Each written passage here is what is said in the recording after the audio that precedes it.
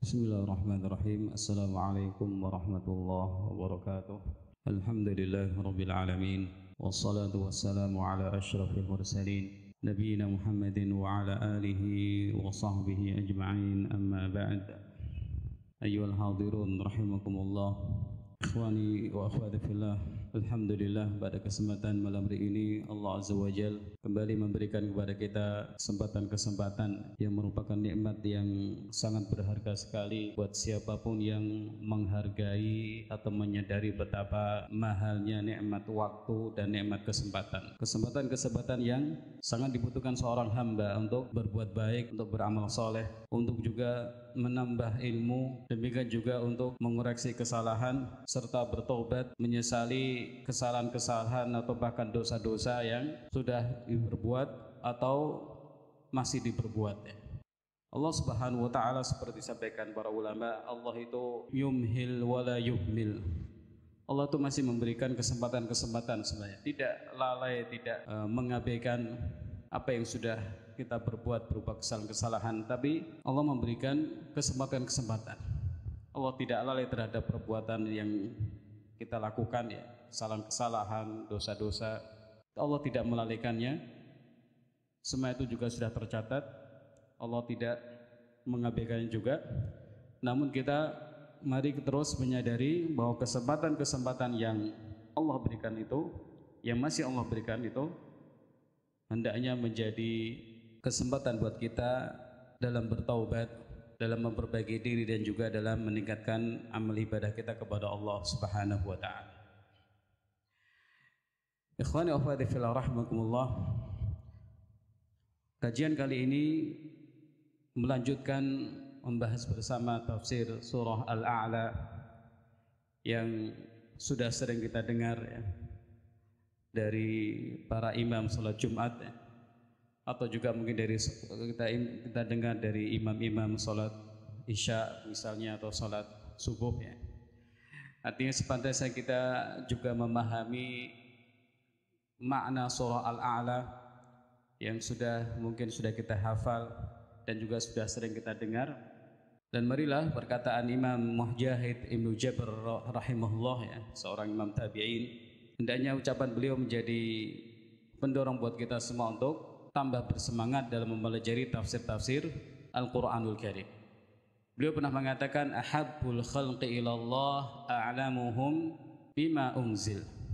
Manusia yang paling Allah cintai adalah orang yang paling mengetahui tentang yang diturunkan oleh Allah Subhanahu wa taala, yaitu Al-Quranul Karim.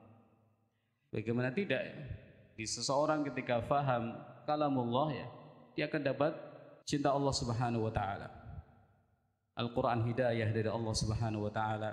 Ketika orang itu melaksanakan hidayah-hidayah yang Allah taala turunkan, maka otomatis mahabbah atau cinta Allah Subhanahu wa taala akan mendatangi orang tersebut, atau Allah Subhanahu wa taala akan mencintai hamba-hambanya yang sangat perhatian dengan kitab sucinya, dengan kalamullah, dan kemudian mengamalkan petunjuk-petunjuknya.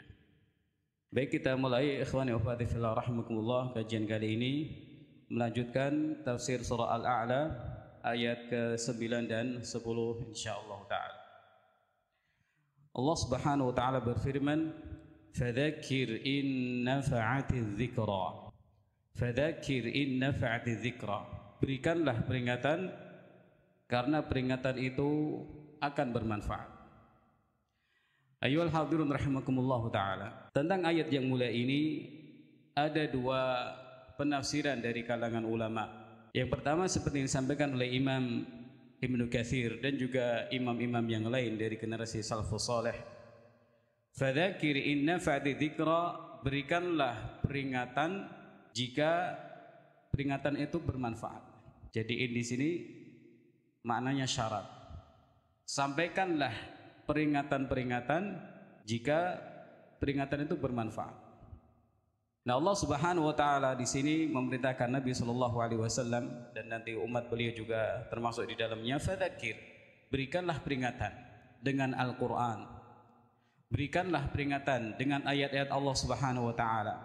Berikanlah peringatan kepada kaum Muhammad dengan Al-Qur'anul Karim atau dengan sunnah-sunnah Allah atau sunnatullah yang sudah berlaku pada umat-umat zaman dahulu.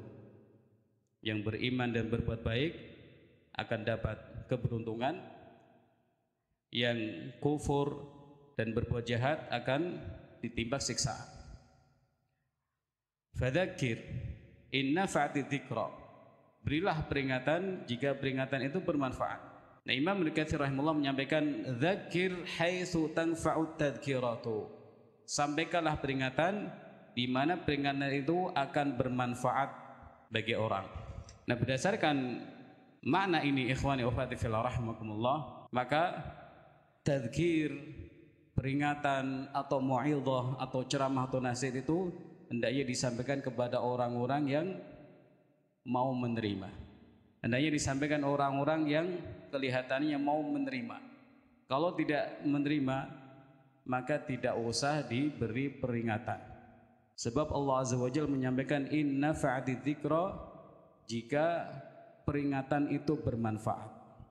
Ikhwani wa akhwati fillah rahimakumullah, bagaimana seseorang itu tahu peringatan tidak bermanfaat? Kalau di zaman dahulu, zaman Nabi SAW berdakwah, ya, ada orang yang memang sudah divonis sebagai penghuni neraka padahal dia masih hidup, seperti Abu Lahab. Sayasla naran dzata lahab, Abu Lahab itu akan masuk neraka, api yang menyala-nyala. Artinya orang ini tidak akan dapat manfaat dengan peringatan-peringatan yang disampaikan Nabi Muhammad SAW. Maka ayat seperti ini atau ayat ini dengan makna yang tadi disampaikan berlaku pada orang-orang seperti itu yang memang sudah ada nas, sudah ada keterangan di syariat dari Al-Quran misalnya, orang itu sudah akan masuk neraka, sudah divonis sebagai penghuni neraka. Maka tidak perlu capek-capek untuk menasihati orang itu lagi, pasti tidak bermanfaat. Atau orang-orang yang dia sudah melihat mukjizat-mukjizat Nabi Shallallahu Alaihi Wasallam, mukjizat yang sangat jelas, mukjizat seperti insyiqaqul qamar misalnya, terbelahnya matahari, mereka melihatnya dengan mata kepala mereka. Mereka pun bertanya-tanya kepada orang di luar Makkah, apakah pada malam ini kalian melihat matahari bulan itu terbelah? Mereka ternyata jawab iya. Artinya itu bukan sihir, namun mereka menyikapi mukjizat ini dengan pengingkaran yang luar biasa. Tetap mengatakan Muhammad tukang sihir atau tukang bohong dan lain-lain. Orang seperti ini ya termasuk orang-orang yang tidak akan dapat manfaat dari tadzkir atau peringatan Nabi Muhammad SAW. Atau mungkin dalam kondisi-kondisi tertentu yang orang itu dalam keadaan hura-hura, ya, orang hura-hura macam-macam, ketika dinasihati ya nanti malah balik. Makanya sebagian ulama menyampaikan, jadi ayat ini dengan makna syarat, artinya sampaikanlah nasihat apabila nasihat itu bermanfaat, atau ketika dinasihati malah menimbulkan dharar atau keburukan yang lebih besar, atau ketika dinasihati atau disampaikan nasihat dan peringatan, kebaikan-kebaikan di tengah masyarakat itu justru akan berkurang. Maka saat itu kata Syekh Sa'di rahimahullah dalam tafsirnya, memberikan peringatan pada waktu itu bukan sesuatu yang diperintahkan, bahkan dilarang, karena menimbulkan madharat yang lebih besar, atau kebaikan yang sudah berjalan malah jadi dilarang. Atau juga ketika seseorang menyampaikan nasihat, sepertinya nyawanya akan terancam, maka hendaknya orang tidak melakukan peringatan atau nasihat kepada orang lain dalam kondisi-kondisi seperti ini. Ini makna yang pertama, ikhwani wa akhwati fillah rahimakumullah. Sampaikanlah nasihat jika nasihat itu bermanfaat. Kemudian makna yang kedua, makna yang umum. Artinya sampaikanlah nasihat dalam kondisi apapun. Fadzakir in nafa'ati dzikra, berikanlah peringatan karena peringatan itu akan bermanfaat. Kalau tadi jika bermanfaat, sekarang karena peringatan itu bermanfaat. Berikanlah peringatan karena peringatan itu akan bermanfaat. Atau dengan kata lain, sampaikanlah peringatan mau bermanfaat atau tidak, sampaikan peringatan. Karena ini tugas seorang dai atau merupakan tugas seorang nabi kita Muhammad SAW. Sampaikanlah peringatan, karena peringatan ketika disampaikan pasti akan bermanfaat, minimal manfaat itu akan kembali kepada yang memberi peringatan, karena dia sudah menjalankan suatu kewajiban agama. Dan mungkin saja nanti ada hati-hati yang terbuka dengan peringatan yang disampaikan tersebut. Mungkin dalam pandangan orang ini mungkin sepertinya nggak dapat hidayah atau susah menerima nasihat, tapi begitu sering mendengar nasihat atau ketika melakukan kesalahan langsung diberi nasihat dengan cara-cara yang baik, mungkin saja Allah Azza wa Jalla merahmatinya dan kemudian memberinya hidayah. Jadi fadzakir, sampaikanlah peringatan, karena peringatan itu akan bermanfaat. Ikhwani wa akhwati fillah rahimakumullah. Jadi makna ini makna yang juga disampaikan ulama-ulama yang lain, yang maknanya agar kita semua para dai kaum muslimin ya menyampaikan peringatan-peringatan kepada orang lain, karena peringatan itu pasti bermanfaat, nasihat itu pasti bermanfaat. Ayat-ayat yang disampaikan untuk menasihati orang itu pasti akan mendatangkan manfaat. Demikian juga hadis-hadis Nabi sallallahu alaihi wasallam, ketika orang menyampaikannya akan mendapatkan manfaat. Silakan ingat kembali isi surah Al-Asr, bahwa semua orang itu dalam kondisi kerugian. Wal 'asri innal insana lafi khusr. Allah Ta'ala bersumpah dengan waktu asar atau bersumpah dengan masa, bahwa manusia itu betul-betul dalam kondisi kerugian. Kemudian Allah mengecualikan dari mereka ini. Di antaranya adalah orang yang tawasi bil haq, yang artinya adalah menyampaikan kebenaran kepada orang lain, menyampaikan nasihat kepada orang lain, memperingatkan orang lain dari kesalahan-kesalahannya. Nah, ini makna yang kedua. Silakan diingat kembali. Makna pertama adalah berikanlah peringatan jika peringatan itu bermanfaat. Yang kedua, sampaikanlah peringatan karena peringatan itu akan bermanfaat. Jadi minimal tadi manfaatnya kembali kepada orang yang menyampaikan nasihat atau peringatan, dan juga nanti akan bermanfaat buat orang-orang yang mendengarkan peringatan-peringatan tersebut ya. Akan ada namanya istilahnya iqamatul hujjah, menyampaikan hujah-hujah syariat agar nanti seorang dai pun sudah punya alasan di hadapan Allah Azza wa Jalla. Saya sudah menyampaikan ini kepada masyarakat saya sudah menyampaikan ini saya sudah memperingatkan masyarakat dari kesyirikan, dari kufur atau perbuatan-perbuatan yang salah. Tadhkirah lil mu'min, akan menjadi peringatan bagi orang mukmin, dan hujjatun lil kafir, atau menjadi hujjah, tegaknya hujjah bagi orang kafir atau bagi orang yang berbuat maksiat. Kalau orang tidak ada yang memperingatkan orang lain dari kesalahannya atau menyampaikan kebenaran kepada orang lain, tidak ada yang melakukannya sama sekali, nanti masyarakat akan menganggap kebenaran itu sebagai kebatilan. Mereka juga akan menganggap kemungkaran yang biasa mereka lakukan itu merupakan kebaikan, atau minimal bukan kesalahan syariat, bukan merupakan pelanggaran syariat.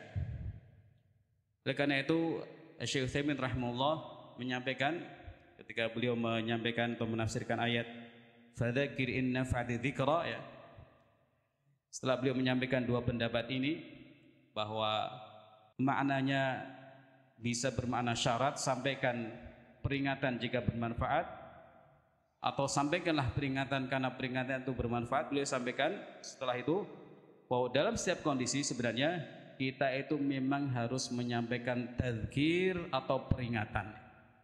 Apalagi hati kita itu butuh diingatkan ya, baik yang sudah tahu ilmunya atau yang belum tahu ilmunya. Hati itu butuh tadzkir, butuh diingatkan. Kadang-kadang lupa, atau kadang-kadang karena hawa nafsu begitu kuat, orang itu lalai, maka perlu ditadzkir atau diperingatkan atau diingatkan. Nah, beliau kemudian menyampaikan, meskipun engkau itu menyangka atau berpandangan nasihat itu mungkin tidak bermanfaat, tapi suatu saat akan bermanfaat insya Allah.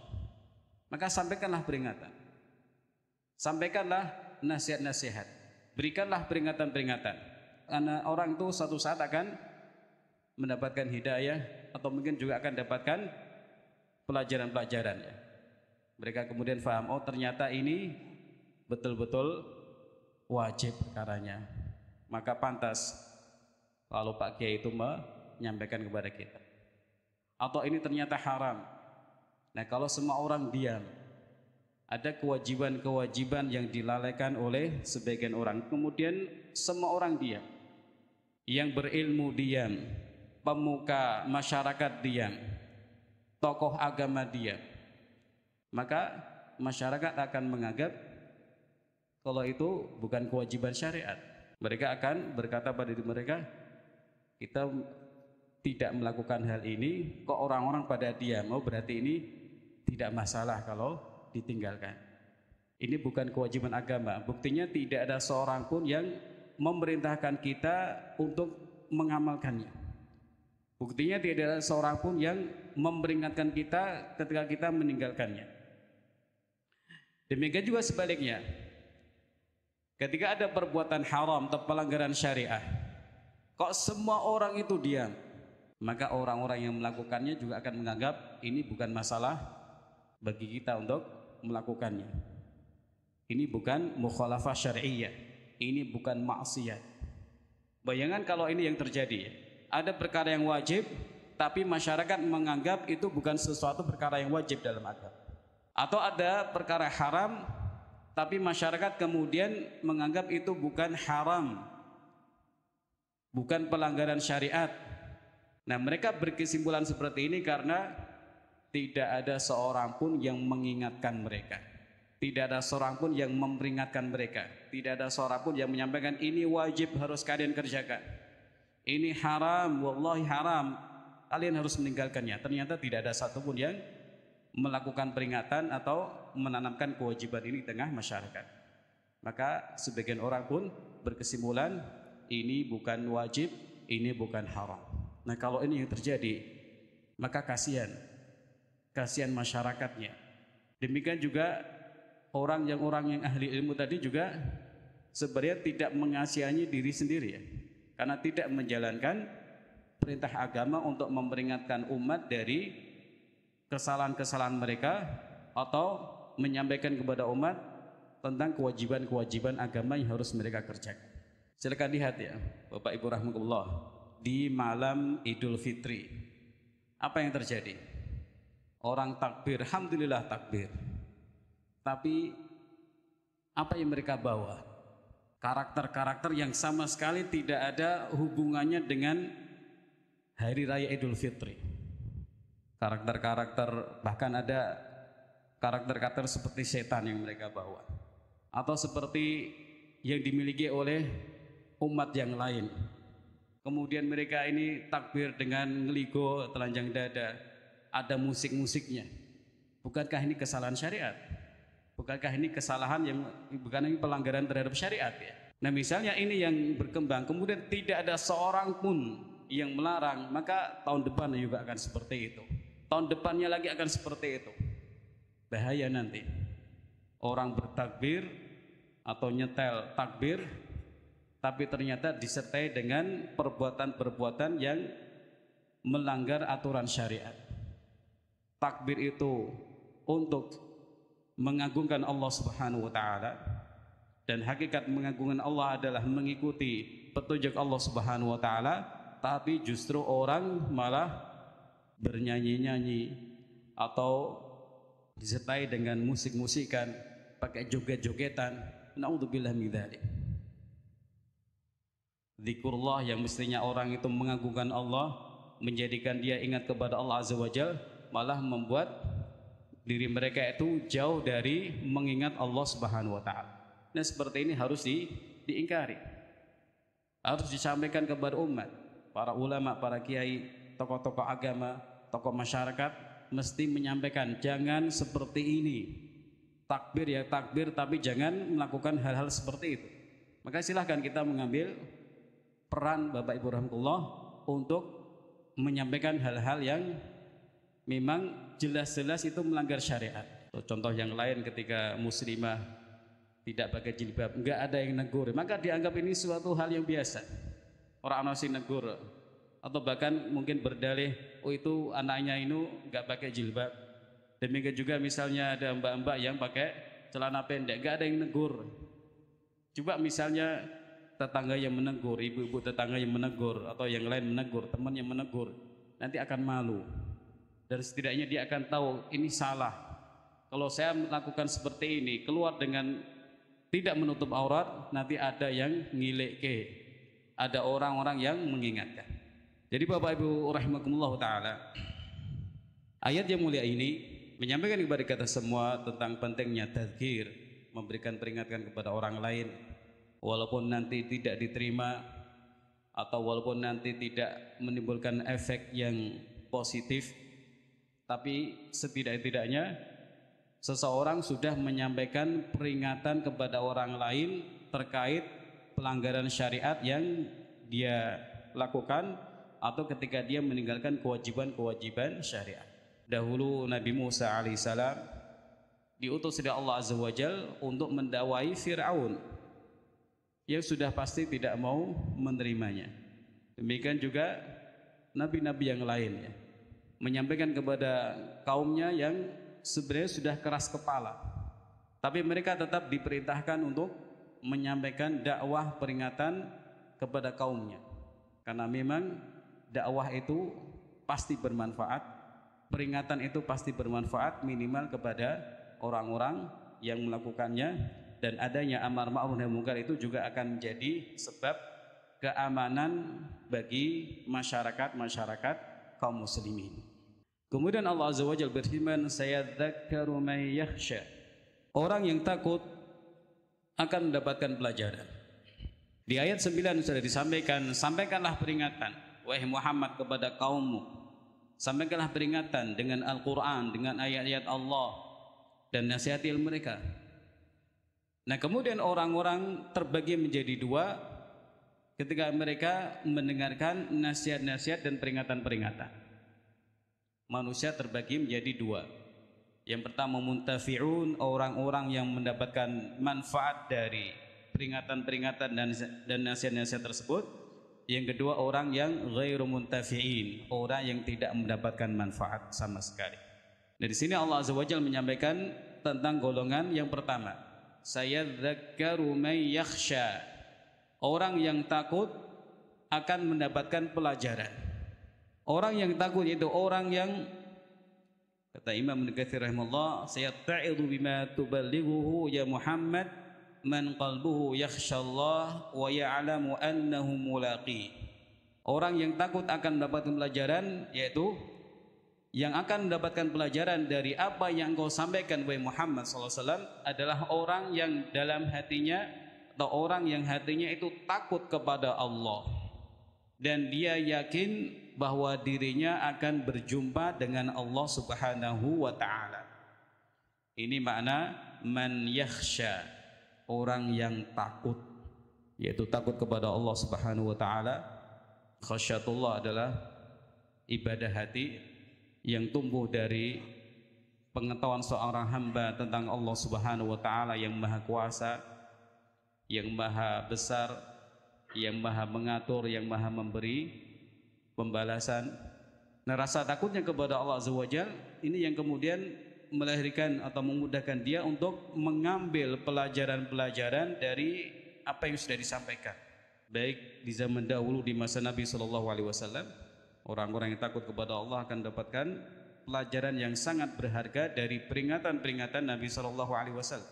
Atau orang-orang yang datang kemudian, orang-orang yang hatinya takut kepada Allah, dia akan dimudahkan untuk mengambil pelajaran-pelajaran dari Al-Quran ataupun hadis. Dimudahkan untuk mengambil pelajaran-pelajaran dari peringatan-peringatan yang ada dalam Al-Quran ataupun hadis, atau kisah-kisah yang ada dalam Al-Quran dan hadis. Kisah tentang orang baik yang kemudian dapat balasan kebaikan di dunia dan juga nanti di akhirat. atau kisah-kisah orang-orang yang tidak baik yang sudah menghadapi siksaan di dunia ini, yang nanti akan mendapatkan siksaan yang lebih besar di akhirat kelak. Nah, pelajaran-pelajaran seperti ini Bapak Ibu rahimakumullah hanya bisa didapatkan oleh orang-orang yang hatinya takut kepada Allah. Hanya bisa dipetik oleh orang-orang yang yakin dirinya itu akan berjumpa dengan Allah Subhanahu wa taala di akhirat kelak untuk mendapatkan balasan atas semua yang sudah dia lakukan di muka bumi ini. Yang baik akan dibalas dengan kebaikan, yang buruk juga akan dibalas dengan keburukan. Allah Maha Adil. Nah, orang seperti ini yang nanti akan betul-betul mendapatkan manfaat besar dari peringatan-peringatan yang ada dalam Al-Quran atau peringatan-peringatan yang datang dari Nabi Muhammad sallallahu alaihi wasallam. Nah, tentunya untuk menumbuhkan rasa takut kepada Allah, orang harus belajar ilmu agama. Orang harus mempelajari terutama ilmu tauhid, ilmu yang nanti akan memperkenalkan dirinya kepada Allah Subhanahu wa taala dengan nama-namanya dan juga dengan sifat-sifatnya.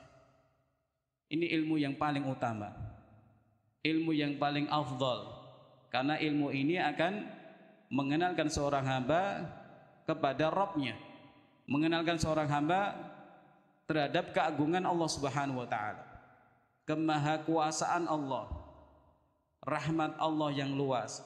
Dan di sisi yang lain Allah itu juga memiliki siksaan yang pedih.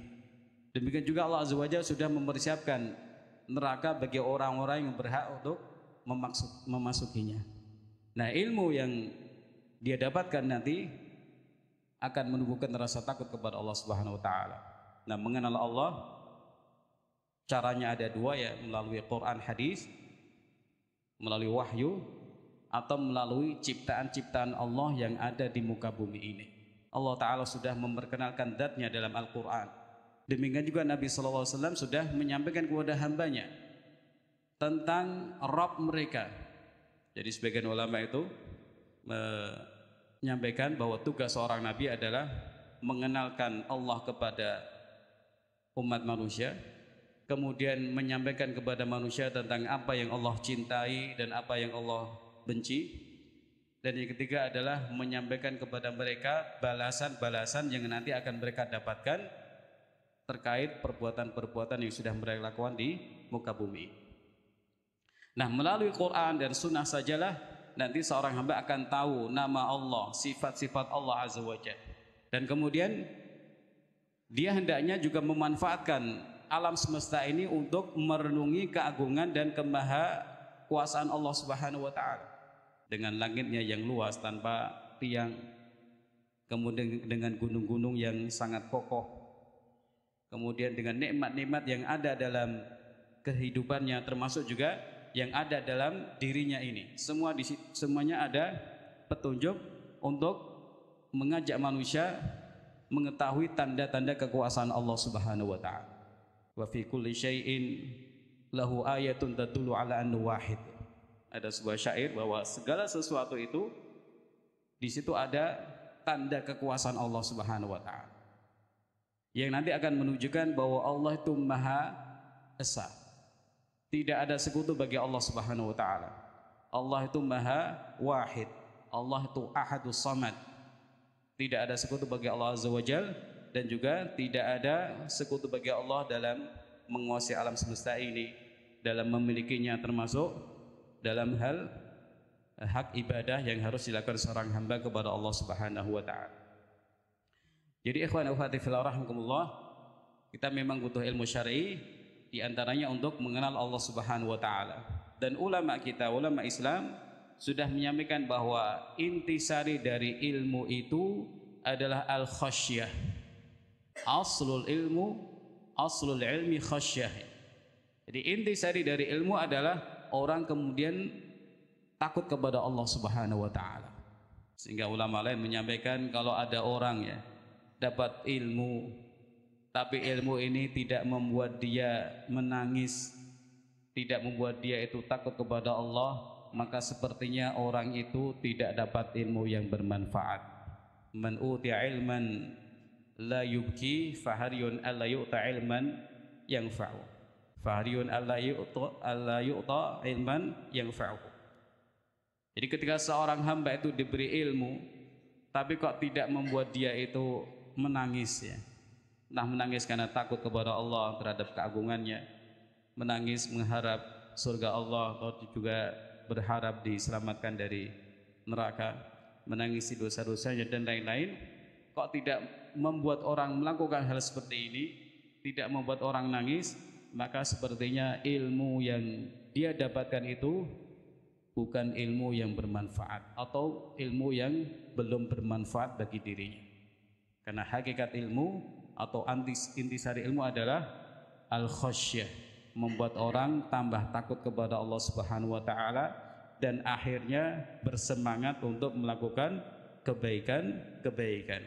Sayadzakkaru may yakhsha, dia orang yang takut kepada Allah akan mengambil pelajaran-pelajaran dan peringatan-peringatan sehingga nanti dia al-inkifaf, menjauhi maksiat, dan dia punya usaha yang keras untuk berbuat kebaikan.